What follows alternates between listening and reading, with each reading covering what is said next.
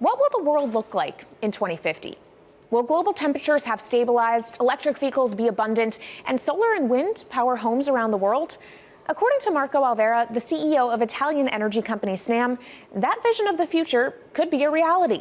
And he says that hydrogen will pave its way.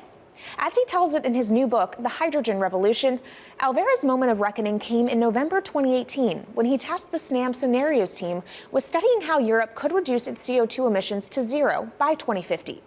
Looking through the results of the study, Alvera said he was struck by how much hydrogen was in Europe's energy mix by that year. Beyond the abundance of hydrogen, the Snam model also predicted that it would be the cheapest form of decarbonized energy for many sectors, and that it could be cheaper than today's prices for oil, coal, and nuclear power. Our Maria Tadeo spoke with Alvera at COP26. It's happening all very fast. We see the cost of hydrogen coming down a lot. Hydrogen will play a big role in the energy mix. I don't know if it's going to be 15 or 25% of a fully decarbonized energy system, but it's going to be big.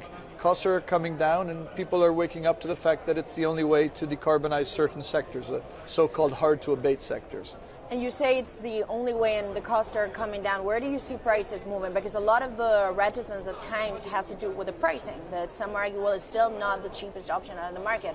So when I was first working in hydrogen in 2004, it was costing $1,000 per megawatt hour. 2010, 600.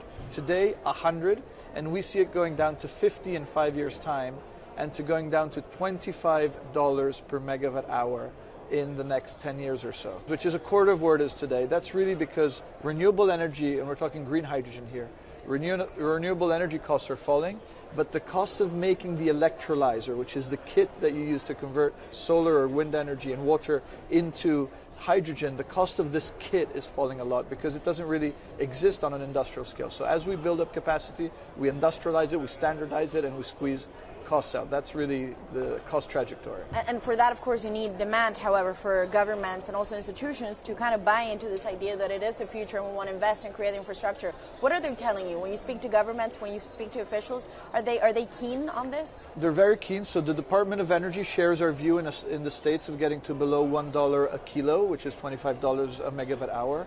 The European Union has a hydrogen strategy, which is very clear, and several member states have the same. Chile wants to export a lot of hydrogen.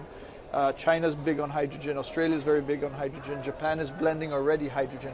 So I would say the world is now really focused on this because it's the only way to store energy for a long period of time economically is to convert it into either a liquid or a gas. And of course you talk about the price, but the other big component is the volume. You know, how big can you go? Where do you see that on a time scale? So wherever it's sunny or windy, you can produce very cheap hydrogen eventually. And so compared to oil and gas, which are concentrated in few parts of the world, it's going to be very democratic from that point of view. So every sunny place, every desert, every ocean wind can be turned into hydrogen that we can put on ships, in pipes, and really start trading it around the world. So it's going to happen a lot faster than a lot of people think. So, and when you say a lot faster, what is that in time? As I said, $50, which is essentially oil parity within 5 years. And then, depending on how quickly we ramp it up after that, we could get to $25, which is coal parity before the end of the decade. And in big scale. In big scale, because once you get to coal parity, that's the only way we're going to get China and India to stop burning new coal. We have businesses in China and in India, and I see a lot of hydrogen development, a lot of renewable development in both countries. The India announcement was incredibly strong on 2030. Some people were upset about the 2017 net zero deadline, but when it comes to 30, he announced a big commitment to get to 50% renewables. Were you surprised by it? I was surprised that they would make it so explicit, and even the net zero is a big thing for them. And so I think it will happen faster than 2070 because of the falling cost of renewable and hydrogen. India's burning 80 gigawatt of oil, of diesel, to keep the lights on. So there's an immediate opportunity there, and we're very interested in working that country. And with regards to China, perhaps the fact that we haven't really seen them active, I guess the diplomats are working on this, but we haven't really seen the leadership. It's going to be technology, it's going to be industry. I think China has committed to a net zero, which is very important. At the G20, China was clearly behind the 1.5 degrees. So I think a lot has been achieved between the G20 and COP, and I think what's really important is to see in the coming years how quick. It's in our hands to make part of this happen in 5 years, or it could otherwise happen in 15, 20 years. It's about building the project. The capital is there. We saw how many trillions of dollars are already committed. What's missing is really the projects, and that's where companies like us step in.